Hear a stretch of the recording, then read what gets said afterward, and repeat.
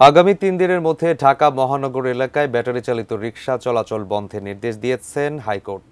এ সংক্রান্ত রিটের প্রাথমিক শুনানি নিয়ে মঙ্গলবার বিকেলে বিচারপতি ফাতেমা নজিব এবং বিচারপতি মাহমুদুর রাজির সমন্বয়ে গঠিত হাইকোর্ট বেঞ্চ এ আদেশ দেন। একই সাথে ব্যাটারি চালিত রিকশা বন্ধে বিবাদীদের নিষ্ক্রিয়তা কেন বেআইনি ঘোষণা করা হবে না তা জানতে চেয়ে রুল জারি করেছেন আদালত।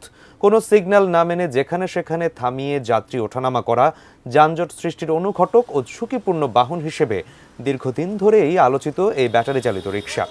রাজধানী জুড়ে বেপরোয়াভাবে মূল সড়কে দাপিয়ে বেড়ানো এ বাহন বন্ধে আদালতের রিটটির পক্ষে শুনানি করেন সঞ্জিদ সিদ্দিকী ও তাহসিনা মৃদু। শুনানি শেষে রিকশা চলাচলে নিষেধাজ্ঞা দেন হাইকোর্ট।